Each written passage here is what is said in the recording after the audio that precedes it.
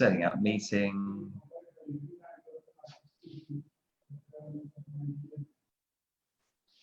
And we're live on Facebook, which is awesome. Going to hit the record on here and welcome you all, plus my incredible friend and guest, Jeton Selimi, to this spiritual entrepreneur podcast, interview on YouTube, wherever you're watching it. Now, this is the second episode of this as well. It's a Bulletproof series, and this is all about helping people to, you incredible souls watching, you spiritual entrepreneurs, to bulletproof, to recession-proof, to corona-proof your business. And I'm joined by a really, really special man today, one of my favorite people on planet Earth. Behind him sits all of these incredible books. He's got 3 books behind him there: Loneliness, Pathway to Wisdom. I think there's a 4th book actually coming out soon. I'm going to tell you a little bit more about Tony before we get into this. So Tony is an award-winning international bestseller of Pathway to Wisdom, Loneliness, Fit for Purpose, and the 4th book coming up, which is The Unfakeable Code, which sounds awesome. He's a filmmaker and is one of the world's leading business mentors, if I can read my writing properly, and elite life coaches specializing in human behavior, who epitomizes the migrant dream. You are that and all the rest of it, Tony, for sure. Growing up in Gustavara, in a small town in North Macedonia, Tony came to the United Kingdom at the age of 20 with just £250 in his pocket. I remember you telling me that story. It's beautiful. And a small backpack on his back. He lived homeless, worked 18 hours a day, and by 28, against all the odds, he graduated from one of the top engineering universities in the UK, University College of London. 2 years later, he bought his first home and spent the first 14 years working on senior information technology roles, developing global teams. I can barely imagine you doing this as the coach you are now, leading billion-pound technology transformation programs. He works today with celebrities, MPs, lords, CEOs. Who doesn't Tony work with as well? I think a lot of you here, or if you're watching the interview, have probably heard something about this man. What I'd say about him as well, he's my fellow Sagittarius, that sounds fun. He's lighthearted, he's amazing, he's spiritual, he's super, super giving, and he's super, super philanthropic as well. So Tony, welcome to the show. So good to have you here. And let's get into this now. I'm really curious. What have you been up to? What is the latest thing for you in your world now that we have COVID and so on and so forth? How is your world looking? Is it any different, or is it pretty much the same? Well, I think it's on some level it's different. On other levels it's pretty much the same. On the level where I used to travel globally, I now use Zoom or Skype to work with clients globally. So I don't really get those beautiful ocean backgrounds that I had a month ago, actually a month and a half ago. It's a different background, but business-wise, nothing has changed for me. Business as usual. That's cool. Well, I'm speaking to you from a near ocean background, except all the beaches are closed. So I relate to that 100%. And just for all you viewers tuning in as well, we can see the comments a little bit, but please do interact with us in the comments as well. Let us know. Crucially, you know, with coaching, Tony, there's so many insight-based things that as something comes up, please share if you have an insight, if you have an aha moment or something like that, because we want to get that inside your being so you take it away. Let's not let this be just another interview, another sharing where you don't take away some golden nuggets if you're listening in or you're viewing this as well. Tony, what are you, there are so many things that I want to ask you, but actually what I'd like to get into first of all, a really good thing is to give people more of a background. I've read out a bit of your story, but tell us from your own perspective a bit about your story. You're in the UK right now, if I remember right as well. How did you come to getting to the UK? And you have been through some phenomenal things. And I want to say like rags to riches. I think you've really made that work as well. And I feel super humbled because I've watched a lot of your journey. We've done public speaking training together and things like that. So many things. So tell us a bit about that background for viewers and anyone listening in terms of how you got to where you got to. So just before I came to England, I was in a civil war. So basically the former Yugoslavia, all the army mobilized all the teenagers. So basically I was 18 when I joined the army, and I was trained to be a killer and a sniperist. And clearly it's fine when you are fighting a war, which is, you know, something global against the common enemy. But in a civil war, it became almost impossible because you're fighting your brother, you're fighting your sister, you're fighting your neighbor, you're fighting people you grew up with, and you have no idea who's the enemy. So similarly, just the way currently COVID virus is an unknown enemy, it's something you don't see. I come from that background from 30 years ago where the enemy was unseen. the only way to see it is being able to plug some form of electronic device in people's brain and to find out what they're really thinking. So having struggled, and almost my life was taken on many occasions where I felt lifeless, my life was saved at the end, and I find myself homeless on the streets of London. And it is I was 250 pounds with my mother, with the commander back then who saved my life. With my mother, they put me on the last flight out of former Yugoslavia into England. So I actually lived about 6 months homeless on the streets of London, wondering what happened, wondering about the reality, wondering about really from having this amazing lifestyle, having this amazing university. I went to one of the top universities in Zagreb studying engineering, and just as I finished my first year, I was taken into the army against my own will. And on top of that, I lost a lot of friends, I lost my identity, I lost the country, I lost family members. So I was really going through those almost like impossible to describe with words moments of a teenager sleeping rough on the streets of London in a new reality where you almost expect the bombs, the snipers, the shooting around you, but it's a different form of shooting and bombs. It's your emotions and your unsettled being trying to cope with the trauma.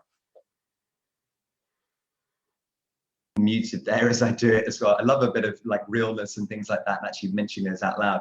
As a life coach, top life coach now, was your life coaching brain, was it beginning to kick in even back then? Were you thinking your way out of it and finding ways and strategies to cope during that time, during that homelessness and so on? Well, since I was a kid, Ollie, I had this desire to help people, and I had the desire to go around the world, and I had to desire, I remember at my parents' garage, I was 7, and I was repairing TV and radios. And back then we didn't have the sophisticated technology now we have, but my brains wanted the answers of science and spirituality and how to measure those things. And if certain frequencies bring certain communication, I was wondering if the people change their vibration and their frequency, how would they communicate? So basically that teacher inside of me, coach, mentor, expert, whatever you call it, has always been there with me. It shows up, and it showed up at different level and at different times and at different awareness. And the more you evolve yourself, the more you, I would say, pain and adversity sharpens you into a beautiful master and a teacher. Then you can go out there, inspire the people who go through those I would say adversities and life moments and do what you love. So I always loved from a very young age to go out there and teach people, educate people. So for me, that's been always within my heart. I love that. Pain and adversity sharpens people, sharpens the knife, if you like, and helps them to create more from that as well. That feels very poignant. Do you feel like you have, and your clients that matter, have a very sharpened toolbox then as a result of that? Is that one of the processes that you see? Almost, I've got this visual image of like grafting someone down or sanding someone down. I don't know if you have that feeling when we're coaching, and helping somebody to be like this bright, shiny, or diamond, if you like, as well. Do you see some of that stuff? Because I think you're quite metaphorical, like I am, in terms of your coaching, aren't you? In terms of storytelling, and of course, Jesus was very like that, to bring that in as well on a spiritual level. So, do you see that with clients, and do you use that as a big part of your coaching methodology? Absolutely. I mean, I studied many tools and I created my own methodology. And for the last 7 years, I've been using my TGSE method, which is 25 conscious engineering principles in alignment with spiritual and science. So basically, I created a tool that consistently upgrades your brain. So in those tools, there's many metaphors, real life metaphors that most people can connect to. So metaphorical coaching, it's actually one of the things that can empower people without feeling like I'm not good enough. Because sometimes, people can be overpowered by other people's knowledge and wisdom. And if you use light metaphors in whatever you want to coach, people can step back and then ask you and open up and ask you a lot of questions.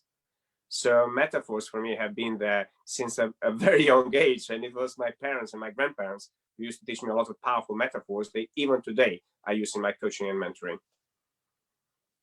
I really love that, because I think they just stick, don't they? These stories, these metaphors, they're very visual, they're very all-encompassing. I want to get straight into the meat of this as well. It's really funny as I say that, because I used to be vegetarian, so part of me is questioning, like we do with all these things, right? Get into the meat of these things. What does that mean? What do you see is going on in terms of the spiritual level, in terms of COVID right now? what do you see is happening on a planetary level and a human level for you personally on this planet? What's your interpretation? I think COVID is no difference to many other illnesses that we've had on the planet. So the reality is that a lot of people give into the sensationalism of the media and making news. I would only give into those things if the facts were given to people objectively. For instance, whilst they are observing and sharing about the daily deaths, if media was more objective and the government were more objective and leaders were more objective, they would say, okay, a year ago, we had all those deaths from heart attack, from this, from that, from that, from that. The total deaths of this is this, and the deaths from COVID is this. Because then objectively, people can make a saying, okay, well, this is not a big thing. While this, while there's this sensationalism around that, my advice to people is you do your inner work. You get on with your life as it's not there. That does not mean not to be careful. That does not mean not to wash your hands and all the government guidelines. What it means is not to be allowed by the voice on the outside to drive the vision on the inside. Your inner voice that comes from your heart, from your soul, must be the dominant voice. So it's almost like, imagine if you have a band, we're going back to metaphorical teaching now, and you have the main singer. Now imagine if the instruments were louder than the singer. You wouldn't have a concert. Yeah. You'll have a bunch of instruments playing. And imagine all those instruments had different voices and noises. It'll be a total disaster. That's why when you have a band, you have the singer and the voice, the dominant voices of the singer. Similarly, make sure your voice, your heart's, your spiritual voice and your spiritual calling is louder than that. On planetary, for sure, a lot of people are re-examining their behaviors. And, sometimes we act with whatever information we have there and then. So clearly, even the global governments, while most people love to judge and do this, all I'm saying is a focus on what is important to you and how you can be of greater benefit to greater humankind. Because basically there's so many different theories out there, and the reality is only nobody knows it all.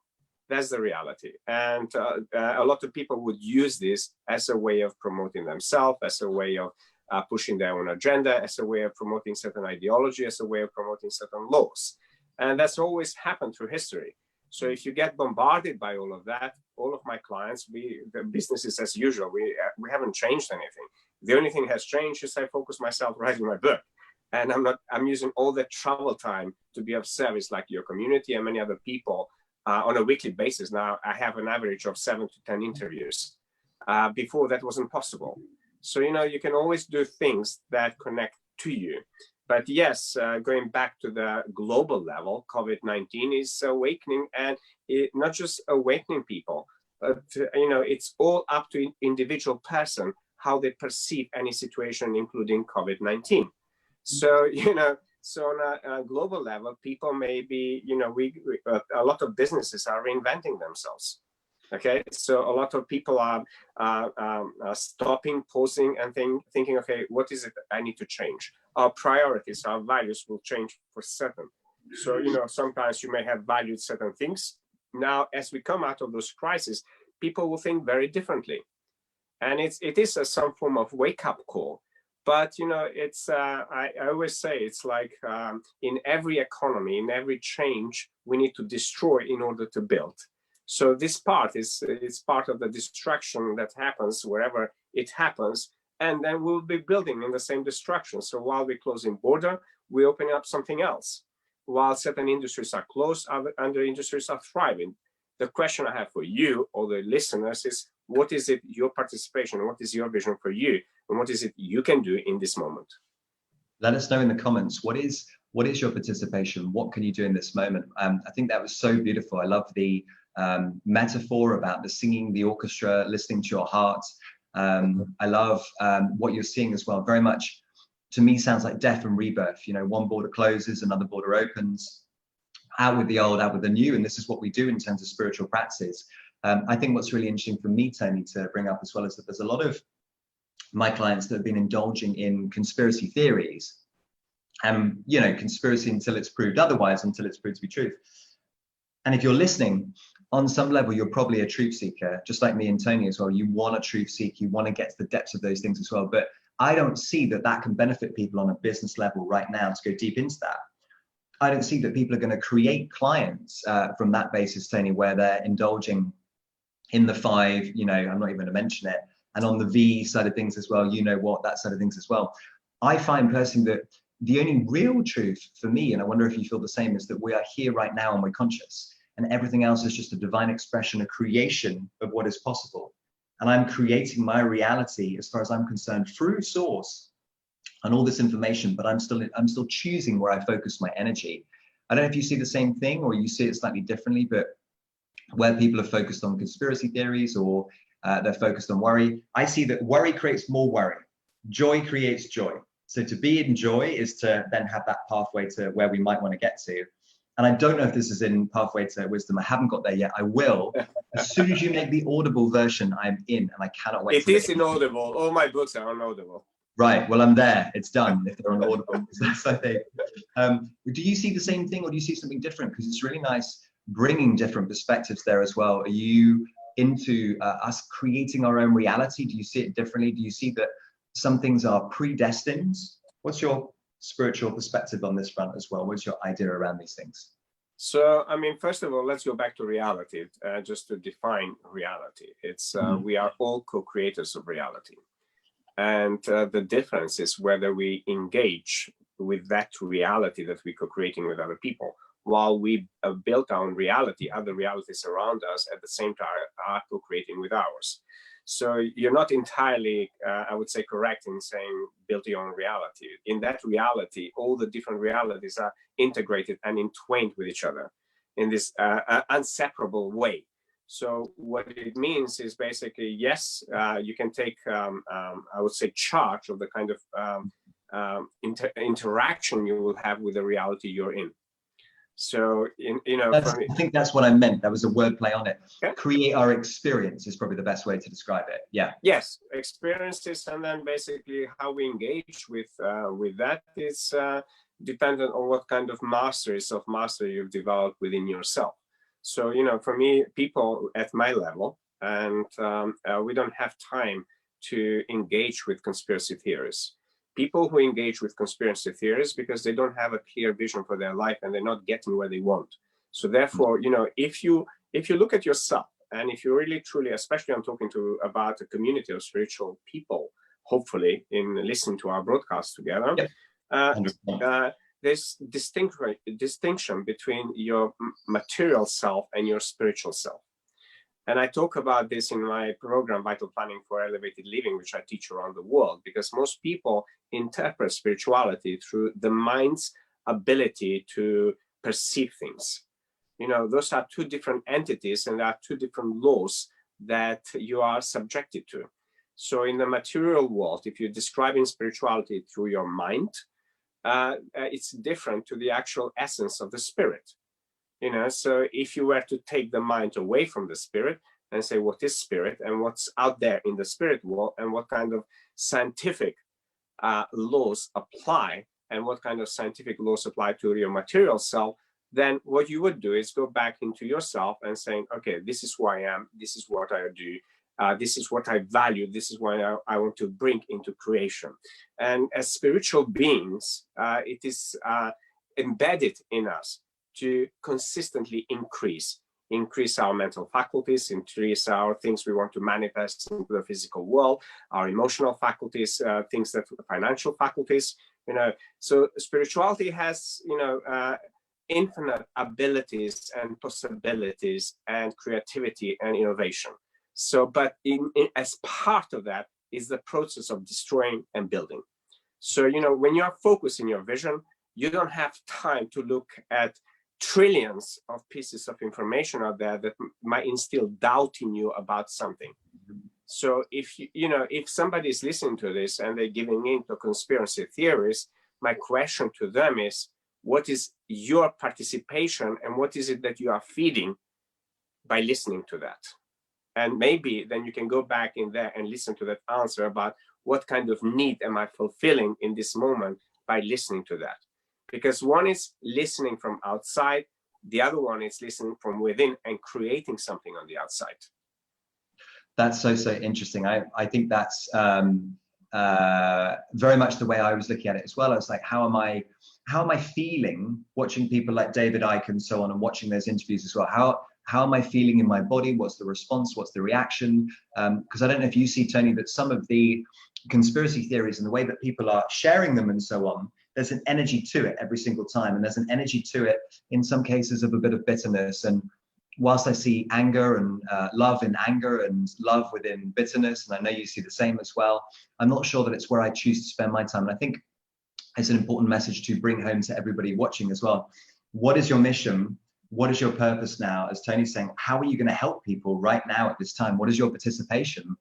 Now let's get into, I'm not going to say the meat, but what you said not much has changed, but what are you doing in your business aside from book writing and things like that? You know, when COVID landed, maybe talk us through like the moment, whatever it was, February, this kind of thing to hear. Did you then get your business brain on as well for all you spiritual entrepreneurs? What was the Tony Selimi like approach, the kind of strategy that you took and you went through? Did you have any little moments of vulnerable moments where you were like, oh shit, or anything like that as well? No, Ollie, it's I didn't. And the reason I didn't, Lolly, because I went through similar experience, not because of COVID, but in 2009, when I was made redundant, that was my wake-up call. This is the moment where basically I was vulnerable and I felt lost, and I lost almost even the flat that I'm currently on, because basically, as you know, the financial crisis that hit the market in 2008, 2009, a lot of people were let off their jobs. So I was in a job for 10 years, relying on that paycheck every month. Okay, so since 2009 to now, 2020, 11 years have passed. 11 years, I have built a global business, including having disaster recovery plan, because working in technology, I always made sure I had disaster recovery plan and risk plan up to date about every possible eventualities. That also goes back in 2000, because then we had the millennium bug. I'm not sure, maybe you're too young to remember that. Young in spirit, we won't talk about Earth years. I worked in a lot of government departments and projects to make sure all the systems are up to date. So, you know, eliminating risk and having plans in case of a disaster, that's always been part of me. So I built a business that basically, it does not raise all of slugs that most people today raise. So, which means when I built my business, I knew exactly how I want my business to be. And that also means to be in business means you must make money. Whether you like it or not, business is there to exchange services and exchange value for you to make money. Now, whether you're a solo entrepreneur or whether you're somebody who runs a medium business or big business, it does not matter. The effect now, majority of those people were sleeping and never invested in having those plans in place. A lot of people had the mentality, it will never happen to me. It will never happen. Something will never happen. Well, it happened. So it has awakened a lot of people to see why they didn't have those plans in place. So when I built my business, Ollie, I built it in a way that basically I no longer work with clients. My business does not rely just on clients having Skype coaching sessions. I have clients who sign up to my 12-month program. And basically every month I have recurring income. So those people have continued. Now, the fact that I'm getting a lot of new clients to have one-off sessions with me just to get clarity around COVID, what is it they can do, or have 4 session or 12 session, that's just additional. But on top of that, I've got other investments. On top of that, I've got like digital IP that consistently brings me stuff. So I created multiple taps around me, and I created the financial freedom that basically, you know, frankly, I don't have to work for the rest of my life. But I work because I love what I do. So a lot of people don't have those systems in place in their business. So that's why this is a wake-up call for most people. And hopefully they might spend time, energy, and the money required for them to create those, I would say, bulletproof plans in your business. So you don't have to go in this. So, you know, it's for me, it's when it comes to that, simply for me, money, it's a value exchange with somebody. people pay a lot of money to me, but they get a lot of value out of that. So I don't even have people asking me saying, oh, can you give me a discount? No, because I work at a whole different level of clients. So those things, that's why I don't panic. The only thing has changed from me from that is the fact that I don't travel now. I'm not in those amazing locations, and having a day off after every 5 days I was teaching and being on the beach and just enjoying myself. So I'm here in Pimlico doing the same work, but I do it via Zoom, I do it via Skype, I do it via WhatsApp, it does not really matter.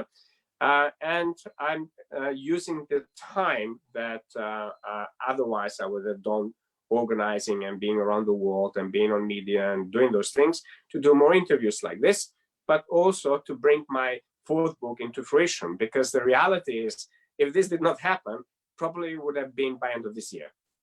Now, the book is on schedule to be published in summer 2020. Beautiful. So I want to get into the book in just a second, come back to that as well, and see how that's going and talk about that, because I know it's a passion project, just like all the things that you do that you touch. It's a heart center project. Just for everybody watching as well, some of you spiritual entrepreneurs, I think this is a really key thing you brought up, Tony. Money can be a really contentious area when it comes to being a spiritual entrepreneur. If you're spiritual and you have a business, and Tony has brought up something really, really important. It is, and as I understand it, the first premise of business, and then we come down to passion and everything else, is that there is some form of monetary exchange, at least in this three-dimensional earth world that we have here. And so for some of you listening, you may be going through that. Tony's just alluded to having monthly payments. And what's really beautiful is that you're saying a lot, if not all of your clients have stayed on with you for those monthly payments. I'm sure some coaches, some healers, some of you are listening and you've had clients cancel on you. You've had clients get nervous about the whole thing as well. Do you have a message that you, myself, I've been very fortunate on this front. We have some very trusting clients. We've had a very, we've postponed our retreat here in Mexico. Like, everything has worked out very well. It could have been more complicated. I think that comes down to proximity for me. That comes down to soul contracted clients is what I'd say, and having that closeness. Any guidance for people that do have clients canceling, whether or not they're in a coaching business or a product-based business? What's your guidance? What's your advice to people on that front as well with COVID right now, when they have their clients and those clients are more insecure about what's happening right now? So saying, I need to pull my installments and things like this. What are you advising your clients potentially around that? Okay, there are many things around what you just said, Owen. First of all, with all my clients, I have contractual agreements. So if you don't have contractual agreements in your business, most people right now will find themselves in a difficult time. Second part is basically, I personally am fortunate. I build clientele who don't have those kind of issues. And also they don't have that kind of mindset. They understand the importance of continuous development for me to help them get to their dreams. Because with some of my clients, I'm working them to take them to 100 million and a billion level. So those people who are at that level, they're not thinking about the temporary coronavirus. That's the last thing. What they're thinking is, how can we use this to make more, to make their vision happen and help more people? So, one is the other part of this is attachment to clients. I have zero attachments to my clients. I know what my worth is. Now, if you know your worth, your inner worth, and you can demonstrate with facts that you can solve big problems out there, and you've done it many times, you don't get attached to one client, because clients will be flowing into your life. So the question I would have is, why those clients are not flowing? What is it that you're expecting and you're not getting? So this is all the things that people can self-reflect about it, because the reality is any business, if you want to really be in business, you must have clients who are oversubscribed to you. So therefore, you're never out of clients. The only times people are out of clients where the value that they give to the world, it's some form of fantasy they built inside of themselves.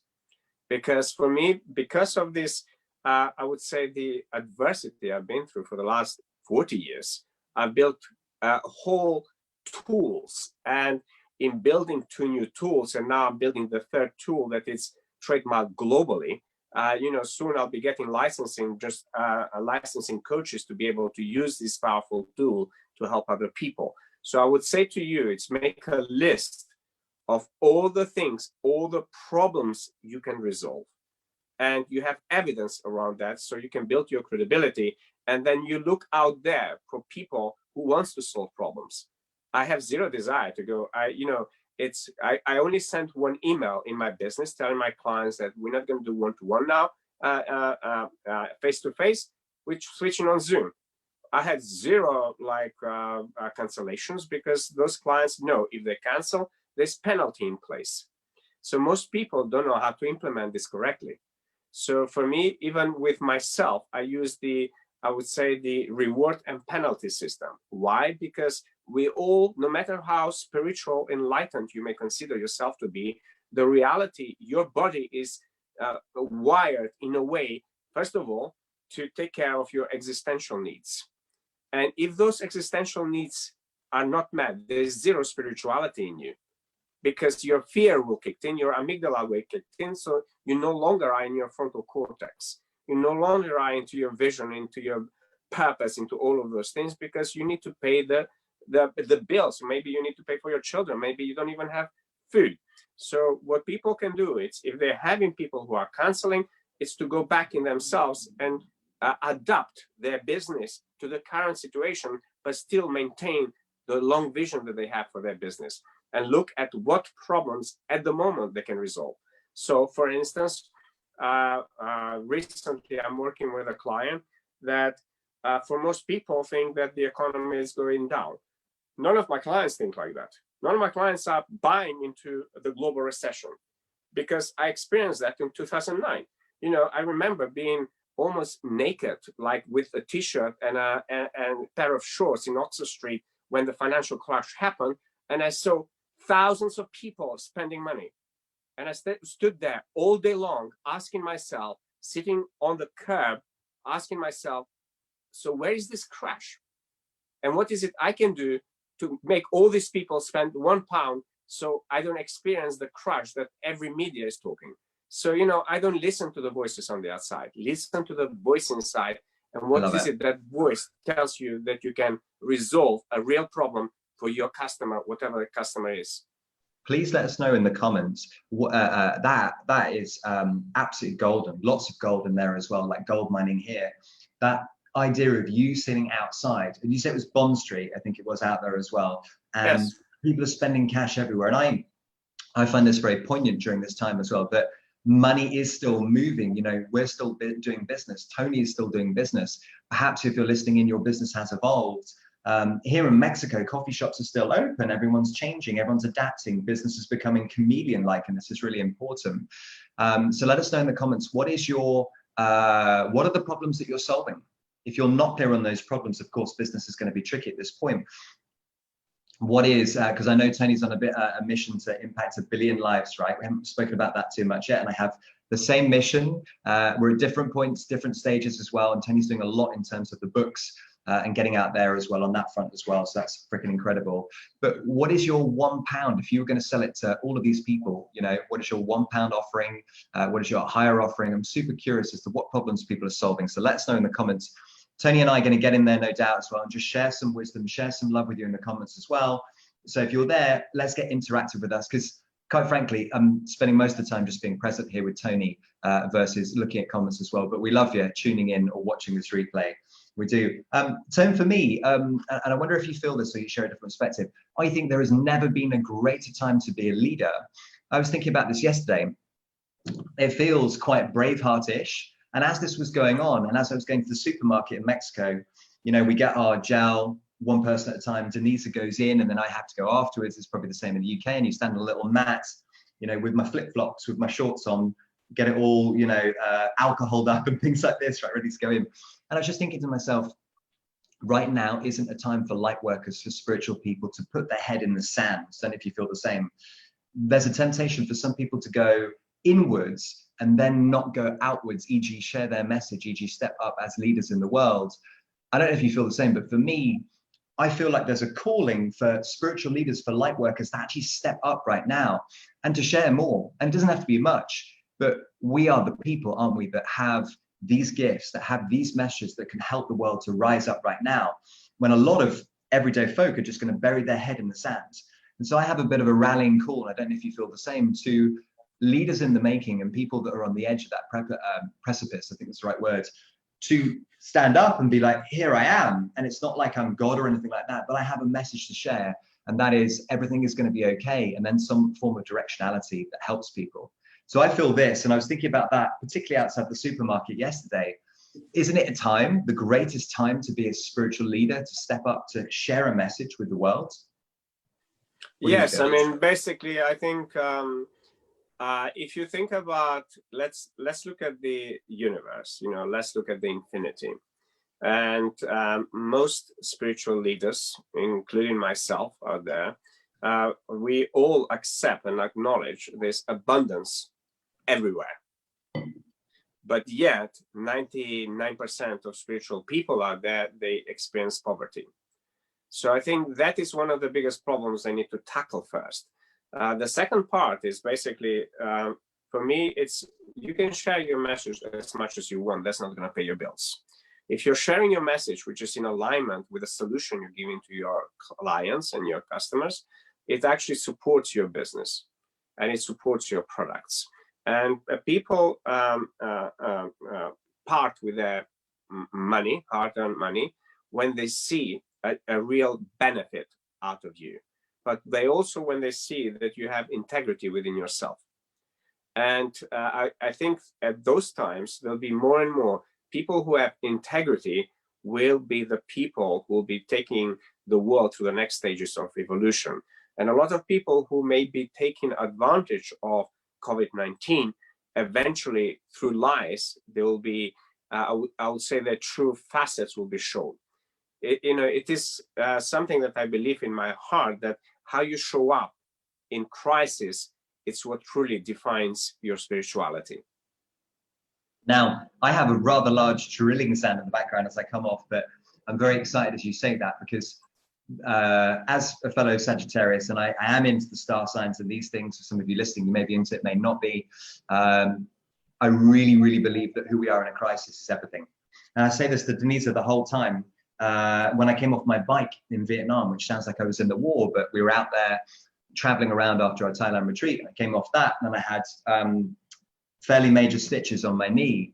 And the moment it happened, Tone, I remember getting calm as quickly as possible and coming back to what I call my default of peace at that point. So I'm with you 100%, and perhaps some of you listening can relate to that. Who are you in a crisis? When something like this comes up, I felt we were the same, me and Denisa, in Brexit. I don't know if you were the same around that kind of time, Tony. It happens, you see it, and it's like, how long do we want to spend in that? And then what we see on social media is we do see a lot of negative news spread. And we do see a lot of people focused on things like lockdown in the UK. This is the sandwich that I'm eating on lockdown. Doesn't strike me. And you do also see a lot of coaches, a lot of spiritual people sharing these things. I don't know if you see the same thing, you've just alluded to that, but I really don't think that's going to grow people's business. There's a real world aspect to it, maybe for them, but then we're creating our experience. So I don't know if you have any further guidance on that, or we should move on. But one thing to ask you, Tom, what practical guidance do you have for spiritual leaders and spiritual leaders in the making, you know, people in business that are spiritual, listening to this show, wherever it is, podcast form, YouTube, or watching it live now in the group or a replay? What sort of practical, like hands-on tips? Because that's what I love about you as well. Same as me, it's like you have a lot of practical hands-on stuff. This is great with Tony. And a lot of spiritual, not that it's just more esoteric, but you do the tangible as well. So if you were to tangibly say, not do this, do that, but what might you recommend people be thinking and doing on a daily basis now that we're in this current climate? Well, I think each individual, Ollie, will have their own routine. They'll have their own need and their own wants.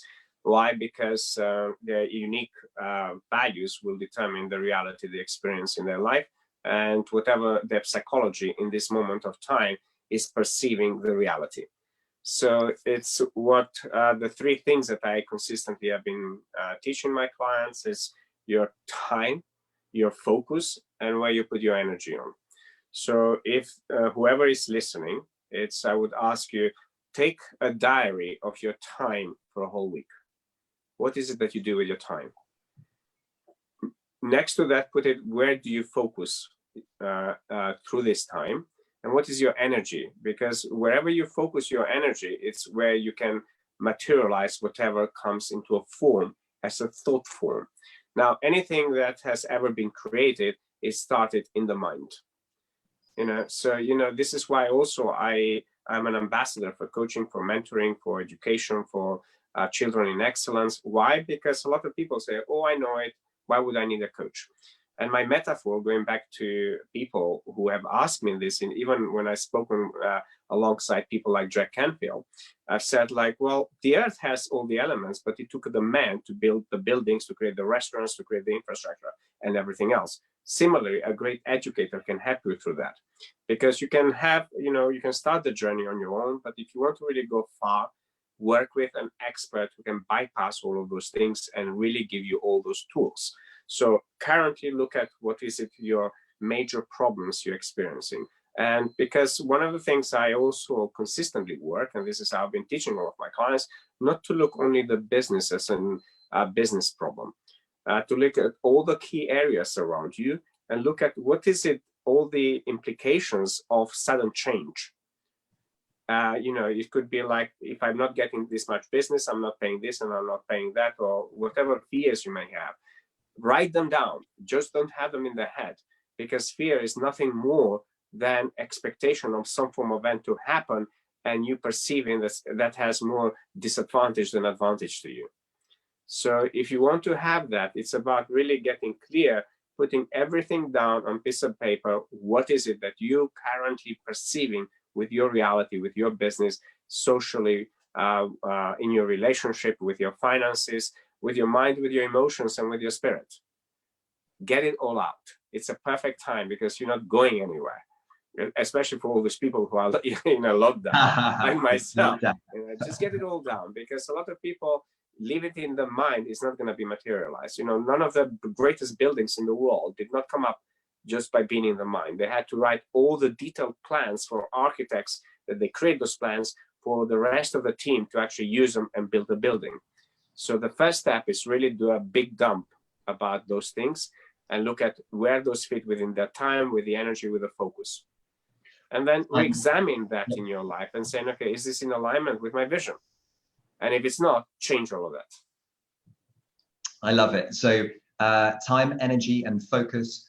Beautiful metaphor with buildings. Actually, I remember sitting with you in London, somewhere or other, possibly South Bank Centre, something like that, looking out the beautiful skyscrapers, right? And Tony is speaking to me about where are you and where you want to be on this front as well. I thought this is really beautiful as well, that skyscraper. Are you at this point? How high do you want to get to?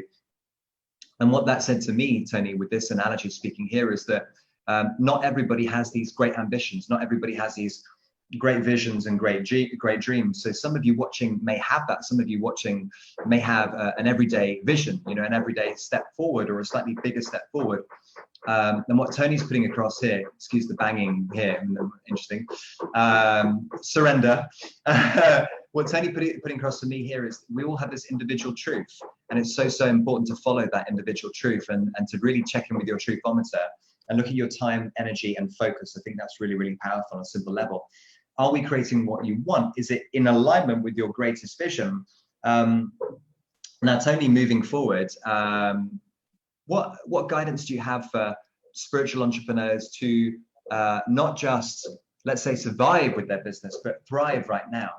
Do you have any intuitive guidance and wisdom? Because I know you're massively intuitive with these things that you just feel into, and it helps people. Certainly one thing I see is certainty. I don't know if you see the same thing. We need to have certainty as coaches and healers when we're selling and putting across our products and packages. But that and other things, what guidance do you have moving forward for thriving, not just surviving, fight or flight zone? Yes, I mean, to thrive, you must do everything you can on a daily basis, actions which are in alignment with whatever vision you set for yourself. But the other part is, Ollie, it's what people forget, that spirituality shows up in different forms in different people.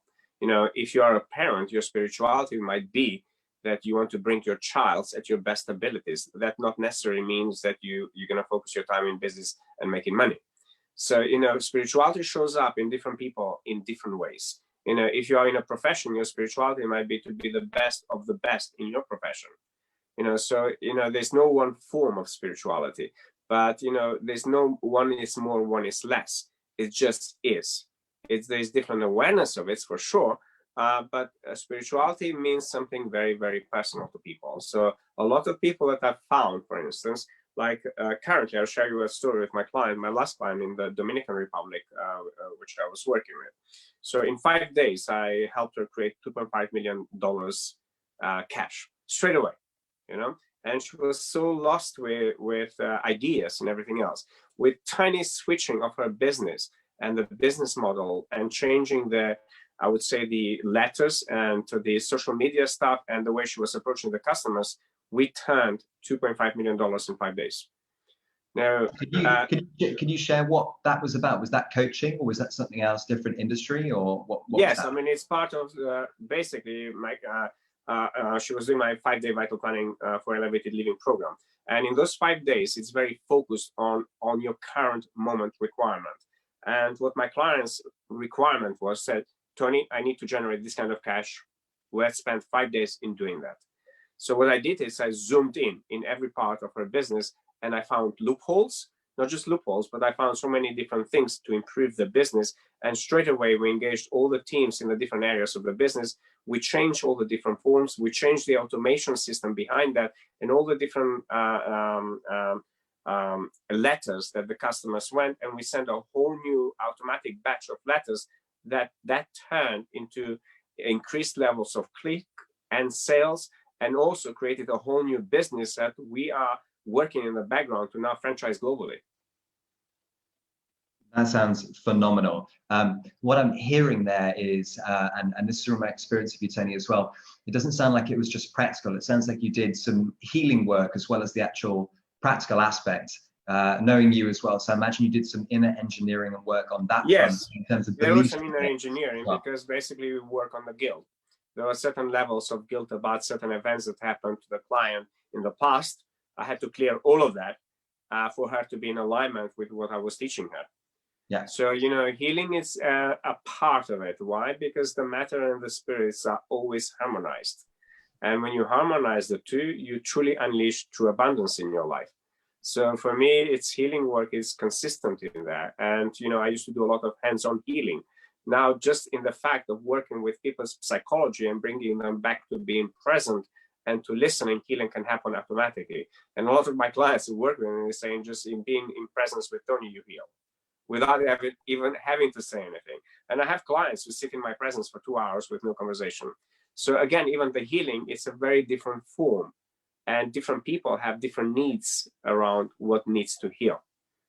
And I think I'm with you on that as well. Our presence is possibly the greatest healer there is. And you have your own methodology. I have, with the help of the universe, True Method, my own methodology to help people to get back to their deepest truth. But I find over and over again when people ask me, perhaps the same as you, and I say presence is the greatest healer. I don't think there's anything more beautiful than that, with us working and doing the inner work and then being in each other's presence in that process. I've seen some beautiful pictures of you. If you don't know Tony, if you're new to him, sitting out by the rocks, meditating, wearing a lot of white, or you used to wear quite a lot of white. I don't know if this is still the case as well. It's still white. Yeah, it's still on brand, right? So I want to be quite intuitive and just kind of feel into this, because we can't see the comments right now and where people are as well.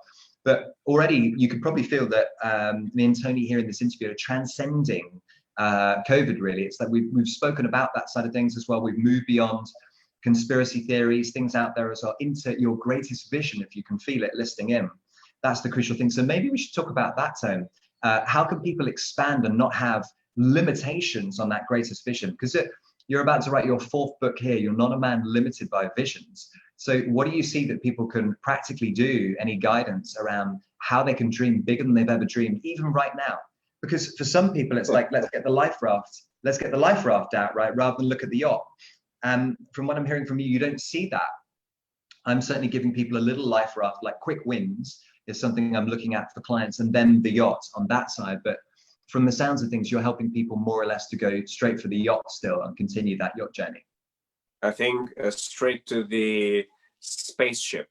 Spaceship. The yacht is too limited. What's wrong with the yacht? What is wrong with the yacht? A nice yacht. It will just keep you on the waters. Spaceship can take you through galaxies.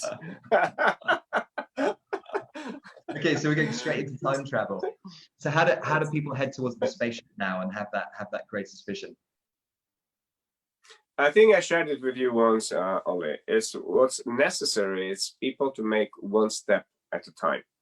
And if you try to make a couple of steps ahead of you, you will fall, and you'll fall and you'll be taught a big lesson. So most people are trying to reach high, but they haven't done the necessary step needed to get there. If you look at your business, just like Kilimanjaro, for instance, you don't just go decide today I'm going to Kilimanjaro with no training. Okay, you do a lot of training to get there, and you actually get to understand the environment in which you will be climbing, because it can be lethal. As much as it can be adventurous, it can be lethal. Now, business is the same. So first of all, I identify what is the step where you are right now. It's very important to actually have a good reflection of where you are, because people tend to exaggerate where they are.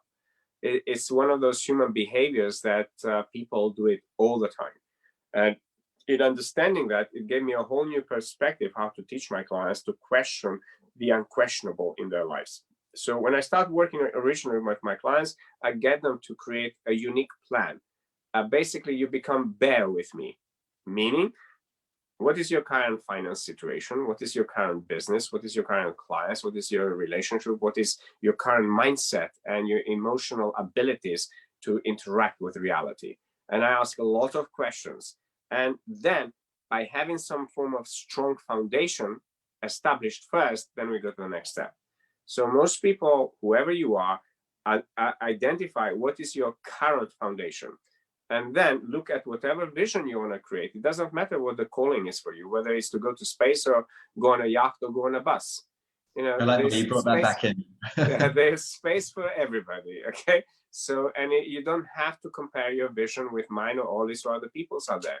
Your vision is unique. So therefore, some people might be very happy to cycle from point A to point B, or even walk, or even crawl if you are a baby. So, it's depend where you are in your life. Look at your environment. And then if you have whatever calling you may have, look at what is that environment and what foundation do you need that for environment. That's the first thing I do with all of my clients, because if you're looking to reach 1 billion, and I shared this before, have you reached 500? No. Have you reached 100? No. Have you reached 50? No. Have you reached 10? No. Have you reached 1? So stop about the billion. Reach those levels first. Over 100 million people now know about my work in one form or the other. So I already reached the 10%. So every year I'm increasing that by 10%. So by end of this year, I will have almost increased that, doubled. Mm-hmm. So basically, I'm consistently doubling that, because if you don't have a plan to get where you are and you have a step-by-step plan, you'll never get there. So really be realistic where you are, and not have some form of injected expectation by somebody you may admire, or some kind of fantasy that you quickly can get there. No, it takes a lot of commitment, a lot of work, a lot of planning. I love what you're sharing, because I think it's really poignant to me. We talked about running briefly earlier before we went live, right? One of my strong suits, and I'd say just like a passion, a soul calling. And you're speaking about Kilimanjaro. I actually watched someone run up Kilimanjaro. If you haven't seen it the other day, there's a guy that runs straight up the thing because he's acclimatized, right? And this is what Tony's talking about here. I have seen countless runners, Tony, who turn around to me and they're in my inbox and they say, I'm running a half marathon. I've signed up. I've got it in 2 weeks. And my immediate thought process is, you're an idiot. And I very rarely say stuff like that as well. But my immediate thought is, this isn't going to go very well. Like, you're going to be injured. Yeah, you could call it a spiritual journey, but it's kind of one of these like borderline silly spiritual journeys, because you haven't prepared yourself at all for it. It's a little bit like speaking, isn't it, in front of 5,000 people, Tony, and you haven't spoken in front of 50 people. You're not used to it. So you don't have almost the projection, the preparation, the energy to go to that level. It's just so much harder to do. And so I'm all for that. I'm sure, like me, you love a few shortcuts and ways around that as well. But I love what you're doing with clients and basically stripping things down bare naked. It's like, let's be real with each other. Let's be see-through. Tony is the see-through coach, or known as the see-through coach. So you got to get naked, right? And this is great for all you spiritual entrepreneurs out there. What if we got our clients a little bit more naked? What if we got a little bit more real, a little bit more vulnerable on that front? And then from that place, we built each other up. There's something really beautiful here to share. So before I ask like where to connect with you and where to find you, we'll do that as a last question. Any further guidance that you have for people that's just intuitively coming to you? If, let's say, and God forbid, Tony, like your last 10 minutes right now, and you're like, this is the wisdom that I just want to pass on to the world right now in this moment with COVID and everything, what might you share with everybody? What kind of comes to mind that you think is most important? The first thing I would say, it's going back, if you truly honor spirituality, you honor the infinity inside of you. And with infinity inside of you, unless you have learned how to surf through infinity, it might swallow you. So what I would say to you, it's look at your current life that you have, and look at the current situation that's happened, and look at what is it that you need to adapt to that, and go back and remain as part of whatever your calling is. And this current environment does not interfere with your vision, with your clear vision. But if it does interfere, that perhaps maybe you need to go and revise your vision and see whether that vision is true for you or not, or whether it's something that you may think it is. But what's important is it's to have clarity of what your true, authentic values are. It's essential process for anybody. And then look whether your current values match your vision you want to create. Because a lot of people tell me this, but as I go down and cut it down, we end up with a fantasy. We end up with a delusion. So, the universe is abundant for everybody. So if you truly want to be, I would say, bulletproof entrepreneur, the first thing, like talking about my new book, The Unfakeable Code, one of the chapters is about disarming your emotions. Okay, you will never succeed in business if you are emotional. So I want this to people think about this and take some time and write down what did Tony just said, because just that piece of advice will change your life, and that I will guarantee you. So before I did this interview, I specifically said to the person next door banging, please don't. So I see this as an exercise in surrender. I love what you just shared about emotional discernment. That's really beautiful. I think that's really powerful. And I would put there as well, especially when it comes to money. I don't know if you feel the same as well. There's a lot of attachment to things, particularly among spiritual folk around money. And there's something really magical about bringing in that logic, isn't there? What's the word that you said? Dissociation, and then coming back into the emotional matrix, if we like, of the world as well, to feel, see, feel, and experience the world. And Tony, I'm sure you're into it as well. The raising of that emotion into emotions that are higher level emotions, of love and joy and things like this, to transcend those emotions. You're such an amazing human being. Like, I really love you being here. I'm super grateful for it. If you've enjoyed, sometimes I call it a show, but if you've enjoyed this Bulletproof series, please let us know down below. Don't be a stranger, because a lot of us sit on the fence and we think, I'll do that later. I would say that if you don't do it now, you might not do it. So leave a comment. And what I'd love to know for me and for Tony is, do you have any questions? And what is your top takeaway? What is your top insight from this time spent with Tony?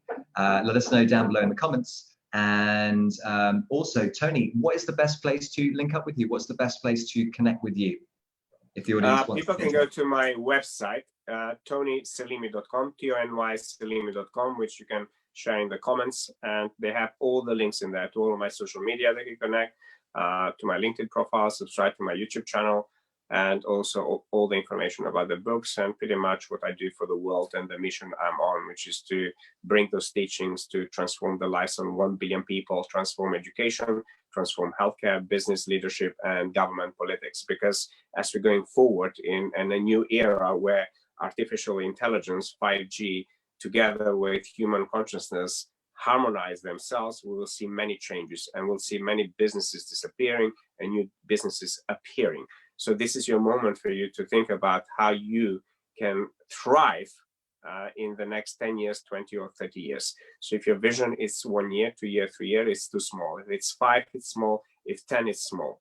Look into 20, 30, 50 years and stretch your mind. In stretching your mind and having this top level vision, and then looking back down and create a plan that will take you there, and then adjust yourself every time you are in alignment with the plan or you're not. And keep that somewhere where it inspires you. Up here behind me, it's a big stuff inspiring 1 billion people.